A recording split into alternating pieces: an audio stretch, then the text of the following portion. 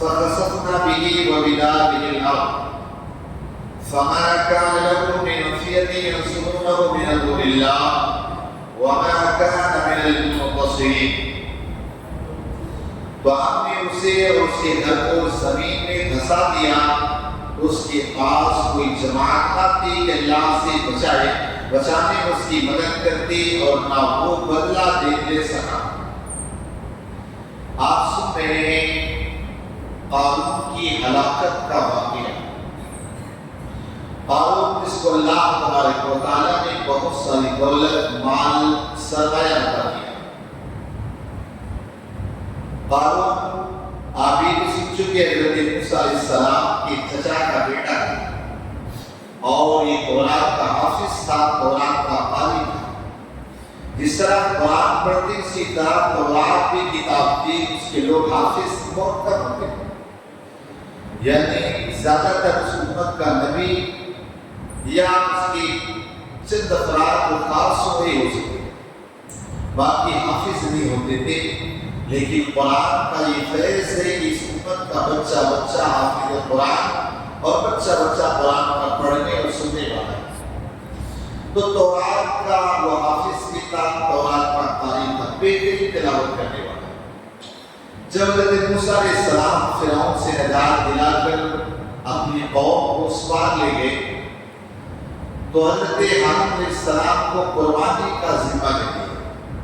قربانی اصل میں آج اسلام کرتے پہلے اس طرح قربانی کا معاملہ نہیں. قربانی آپ جانور ذبح کریں, لے لا کے پہاڑ پہ رکھ دیں, اگر آسمان سے آگ سفید آئے گی جلا کے راکھ کر دے تو آپ کی قربانی اللہ کی بارگاہ میں مقبول. اور اگر آسمان سے آگ آئی اور جلائے گی تو آپ کی قربانی مردود بیکار ہے. یعنی جو ہمارا راز ہے وہ لوگوں پہ ظاہر ہو جائے. آج لوگ قربانی کرنے سے ڈرتے ہیں, یار پتہ نہیں وہ لوگی کی نہیں ہوگی, اللہ محمد لوگوں کے سامنے ذلیل ہو جائیں گے, اس کا ہو جائیں گے.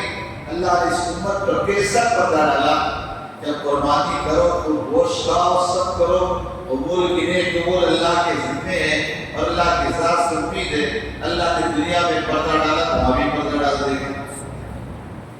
پہلے حضرت ہارون علیہ السلام قربانیاں. اب یہ جو تھا ہارون نے آیا موسیٰ علیہ السلام کے سامنے, کہنے لگا میں تورات کا قاری ہوں, سب کچھ ہوں, اور آپ نے ہارون کی ڈیوٹی لگا دی. موسیٰ علیہ السلام نے کہا میں نے نہیں لگائی, اللہ کا حکم ہے تو میں نے لگائی. کہا نہیں. تو موسیٰ علیہ السلام نے سارے بڑے بڑے لوگوں کو جمع کیا, رات کے وقت میں کہا نے اپنی لاٹھی کو لے کے پکڑ دیا. صبح ہوئی کیا دیکھتے حضرت ہارون کے ہاتھ میں جو لاٹھی تھی نا وہ ہری بھری ہو گئی, تیزی اس کے اندر شاخیں ہو گئی. تو ہارون نے کہا یہ تو آپ کا جادو ہے. ہارون نے کہا یہ تو آپ کا جادو ہے, اس میں کوئی کمال کی بات نہیں. اب اللہ تبارک و تعالیٰ نے اس امت پر زکات کا حکم نازل کیا. لیکن اس سے پہلے ایک بات یہ بھی بتا دوں کہ ہارون نے کیا کیا, سونے کا ایک محل بنایا. چونکہ سونا بنانا جانتے ہیں, سونے کے دروازے, سونے کی اینٹیں, سب سونے کا بہترین بنایا. بنانے کے بعد رات میں اس میں ہنسی مذاق کے لیے محفل لگتا, لوگ آتے ہنسی مذاق اکٹھے ہوتے, کھاتے پیتے چلے جاتے. اسی طرح چلتا رہا. اللہ تبارک و تعالیٰ نے زکات کا حکم نازل کیا. موسیٰ علیہ السلام نے فرعون کو بلایا, کہا اللہ نے زکات فرض کی ہے, لہذا تو اپنے مال کی زکات. اوکے کوئی بات. گھر آیا, کتنا جوڑا, آج کی طرح 2.5% ہی 10 ہو گیا. اس زمانے میں 10%, 2.5% نہیں. اب نمرود نے ہارون نے ساری چیزوں کو جوڑا, یہ تو اپنی بڑی دولت چلی جائے گی, خزانہ خالی ہو جائے گا. کہنے میں نہیں, اس طرح بہت سا مال میرا چلا جائے گا. اب اس نے بڑے بڑے لوگوں کو جمع کیا, بنی اسرائیل کے بڑے بڑے لوگ تھے, ان سب کو جمع کیا اور جمع کرنے کے بعد کہنے لگا اچھا یہ بتاؤ موسیٰ علیہ السلام کے اپنے بات مانی کے پیچھے چلے، ساری چیزیں کیا، سب کچھ کیا. اب یہاں پر آیا معاملہ کہ موسیٰ علیہ السلام ہماری دولت لینا چاہتے. موسیٰ علیہ السلام ہماری دولت لے، لیکن اس ظالم کو یہ نہیں پتا کہ نبی جو ہوتا ہے دولت تلاشی نہیں ہوتا. تم اچھے بن جاؤ، نیک بن جاؤ، یہ وہ اس چیز کی لالچ رکھے، دولت کی لالچ نہیں رکھے. جب ایک اللہ کا ولی نہ رکھے تو نبی کہاں سے رکھے؟ کہنے لگا کہ کیا کیا جائے، کیا حربہ اپنایا جائے کہ موسیٰ علیہ السلام کو تسلیم کے ہم اس زکوٰۃ والے معاملے سے بچ، لوگ بزر ہوتا ہے، لوگ بھاگ جائیں. اب اس کے بعد انہوں نے ایک عورت کو تیار کیا، اور تیار کرنے کے بعد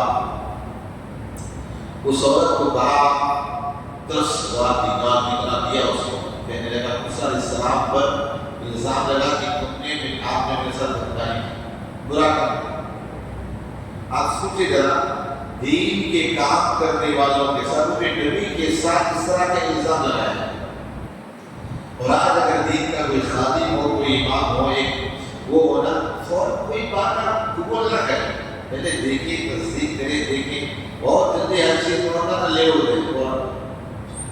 موسیٰ علیہ السلام کو تسلیم پر اس عورت، موسیٰ علیہ السلام پر الزام لگا کہ اس عورت کو تیار کیا، دولت دیا، 70 کام مجھے مانگا پیسہ. اب موسیٰ علیہ السلام کو تسلیم اپنی قوم کو خطاب کر رہے تھے، اور درمیان میں قابل بولا کہ اچھا موسیٰ یہ بتاؤ، اگر کوئی کسی پر الزام لگا دے، تہمت لگا دے، تو اس کی سزا کیا ہو؟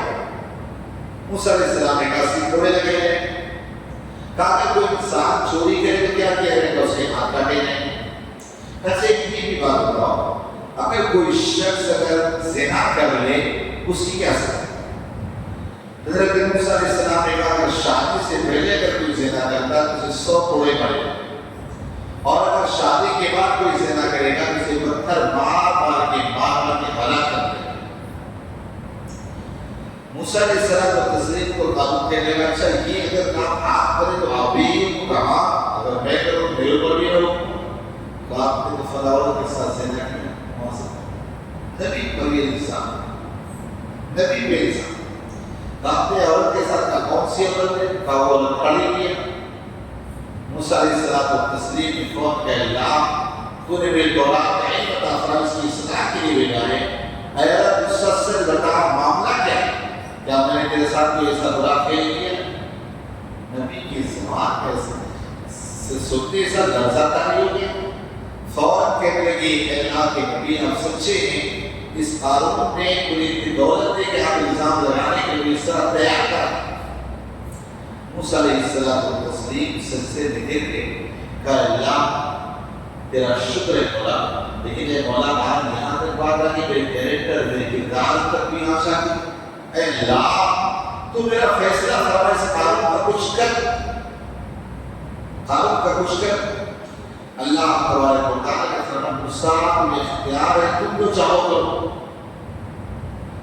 موسیٰ علیہ السلام کو تسلیم نے فوراً کہا جس محل کو رہتا تھا، گھر پہنچا جس محل کو رہتا تھا سونے کے محل میں. حضرت موسیٰ علیہ السلام کو تسلیم فوراً زمین پاڑ کے اس کو پہاڑ یہاں تک پھنس، یہاں تک پھنس، یہاں تک پھنس. کہنے لگا موسیٰ معاف کر نے اب بھی موسیٰ. اس کے بعد وہ زمین پہ دھسنا شروع، اس کی ساری دولت کے ساتھ دھسنا شروع ہوا. اور آج بھی دھس رہا ہے، قیامت تک دھسنا چلا جائے. آپ اپنی عقل سے نہ سوچیں کہ یار وہ کیسا دھس رہا ہے کہ دھیرے دھیرے دھیرے جا.